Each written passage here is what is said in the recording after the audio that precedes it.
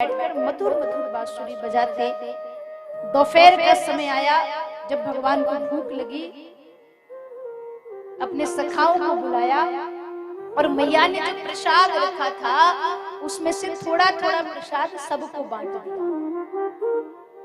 अब रोज रोज मैया घर से प्रसाद रखती है तो साथ वाले बाल गोपालों को आदत हो गई रोज मैया के घर का प्रसाद खाने की। एक दिन भगवान ने देखा वृंदावन की गोपियां माखन बेचने मथुरा जा रही हैं। दौड़ करके गए, जाकर के पूछा कि हमारे वृंदावन में माखन खाने वालों की कमी है जो आप बेचने जा रही हैं। गोपियों ने कहा कन्हैया, माखन खाने वालों की कमी तो नहीं है, पर हमारे घर में जो गाय माता है वो खूब ज्यादा दूध देने वाली है। घरों में खूब ज्यादा दूध होता है, ज्यादा माखन बनता है, इतना घर में रख नहीं सकते, तो बेच बेच करके महाराज कंस का कर चुका देते हैं। ठाकुर जी ने विचार किया, अच्छा तुम्हारे घरों में जो गाय माता है वो ज्यादा दूध देती है, कल देखता हूँ। दूसरे दिन आधी रात को ही बिहारी जी उठ गए। सब तो सो रहे थे। ठाकुर जी हर गोपी के घर गए और जा करके छोटे छोटे बछड़ों को खोल दिया। जब तक गोपियां नींद से जागी तब तक बछड़े सारा दूध पी गए। दूध दोहने गई, कम दूध मिला, दूध कम है तो माखन भी कम बना। अब इतना सा माखन कहाँ बेचने जाए? तो गोपियों ने विचार किया कि हम अपने अपने घरों में मटकियां रख लेते हैं, छीके पर माखन इकट्ठा करते हैं, जब मटकी भर जाएगी तो बेचने चलेंगे। माखन इकट्ठा करने लगी। एक दिन सखाओं ने ठाकुर जी को कहा कन्हैया, गोपियों ने तो माखन बेचना बंद कर दिया, पर हमारा बड़ा मन है माखन खाने का, अब क्या करें? तो ठाकुर जी ने कहा कि गोपियों ने बेचना बंद किया है, हमने खाना थोड़ी बंद किया है। कोई बात नहीं, चलो हम चुरा चुरा करके माखन खाएंगे।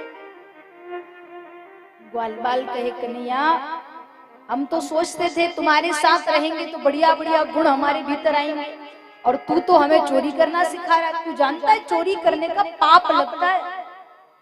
ठाकुर जी कहे कि खाने पीने की वस्तु चुराने का पाप नहीं लगता। अब खाने पीने की वस्तु चुराने का पाप नहीं लगता तो इसका मतलब ये नहीं किसी के घर से गेहूं का बोरा उठा करके ले जाओ। गेहूं की भी तो पिसवा करके रोटियां बनाएंगे। कौन सी वस्तु चुराने का पाप नहीं लगता? संत कहते हैं अगर आप भूखे हैं और सामने भोजन रखा है और सामने वाला आपको नहीं दे रहा है तो आप उसे चुरा कर भी खा सकते हैं, बना हुआ भोजन। भगवान सखाओं के घर जा करके अपने बाल गोपालों के साथ, सखाओं के साथ गोपियों के घर जा जाकर माखन चुराने लगे। सबके घर भगवान माखन चोरी करने जाते। एक गोपी जिसका नाम था प्रभावती, उसके घर भगवान कभी नहीं जाते। मन ही मन वो गोपी बड़ी परेशान रहती कि भाई मेरे माखन में क्या कमी है, वो मेरे घर नहीं आता। एक दिन जब यमुना जी के तट पे सारी गोपियां कन्हैया की माखन लीला के बारे में बात कर रही थी, तब प्रभावती ने अपने मन को समझाते हुए कहा कि तुम्हारे घरों में तो वो कन्हैया इसलिए माखन चुराता है कि तुम सबने उसे सिर पे बिठा रखा है, कभी डराया धमकाया तो है नहीं। मुझसे तो इतना डरता है, माखन चुराना तो दूर की बात, कभी मेरे घर के सामने से भी नहीं निकलता। ये बात उस गोपी के देवर ने सुन ली जिसका नाम था मधुमंगल। और जो मधुमंगल था वो भगवान के जो चोरों की मंडली थी बाल गोपालों की, उसका सीआईडी था। कहीं पे कोई बात सुनता था तो आकर के भगवान को कहता था, दौड़ करके आया, अरे कन्हैया मैंने बहुत बड़ी बात सुनी है। क्या सुना? मैंने सुना है कि तू मेरी भाभी ते डरे है। ठाकुर जी कहे जा हम हमारे मैया बाबा ते नहीं डरे, तेरी भाभी ते गाय को डरेंगे? अरे कन्हैया मेरी भाभी यमुना जी के तट पर सबको कह रही थी कि नंदराय का छोरा तो मुझसे डरता है। ठाकुर जी कहे अच्छा, तेरी भाभी की इतनी मजाल झूठी बदनामी करती है, चल आज उसी के घर माखन चुराएंगे। सखाओं को लेकर के गए। अभी प्रभावती तो यमुना मैया के तट पर ही थी और भगवान उसके घर पहुंच गए। देखा छिका बहुत ऊपर बंधा हुआ है। 4 सखाओं को नीचे बिठाए, 2 सखाओं को उन 4 सखाओं के कंधे पर बिठाए। 2 सखाओं के कंधे पर ठाकुर जी खड़े हुए माखन चोरी की। सबको माखन खिलाया, खुद ने भी खाया, पर मटकी खाली नहीं हुई। बहुत बड़ी मटकी थी। ठाकुर जी कहे, मधुमंगल तेरी भाभी को पता कैसे चलेगा कि हम आए थे? कुछ तो ऐसा करे जिससे पता चले कि हम आए थे। क्या करना है? बोले तेरी भाभी बेचारी रोज अकेली घर में पोथा लगाती है, परेशान होती है। तू कहे तो आज मैं घर में पोथा लगा दूं, मैं घर को लीप दूं। मधुमंगल कहे जो तेरी मर्जी में आए वो कर।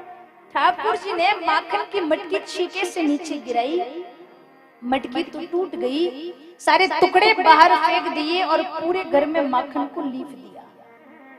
सब तो चले गए। बिहारी जो खिड़की के पास खड़े हैं, देखो तो सही अब आएगी तो क्या कैसा क्या नजारा रहता है। प्रभावती आई, घर का दरवाजा खोला, सर पे पानी की भरी मटकी रखी है, पूरा घर फिसलना हो रहा है, माखन से लिपा है। जैसे ही प्रभावती ने पांव रखा, जोर से पैर फिसला, धड़ाम से गोपी गिरी और सर से पानी की मटकी टूट गई। होश संभाल करके खड़ी हुई।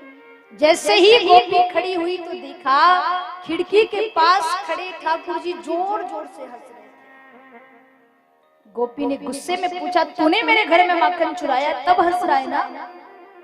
ठाकुर जी कहे, नहीं गोपी, मैं तो आपसे डरता हूँ, मैंने आपके घर माखन चुराया थोड़ी है। और हंस रहा हूँ तो इसलिए नहीं हंस रहा हूँ कि तुम्हारे घर माखन चुराया। अरे मैं तो ये देख करके हंस रहा हूँ, आज अगर तुम्हारे घर में यह दीवार नहीं होती तो पांव तो ऐसे फिसला था कि सीधे पीहर पहुंच जाता। दीवार को धन्यवाद करो कि बचा लिया। यूं तो बड़ा गुस्सा दिखाया, पर मन ही मन गोपी प्रसन्न हो गई कि ठाकुर जी मेरे घर आए। धीरे धीरे समय आगे बढ़ा। ठाकुर जी हर एक गोपी के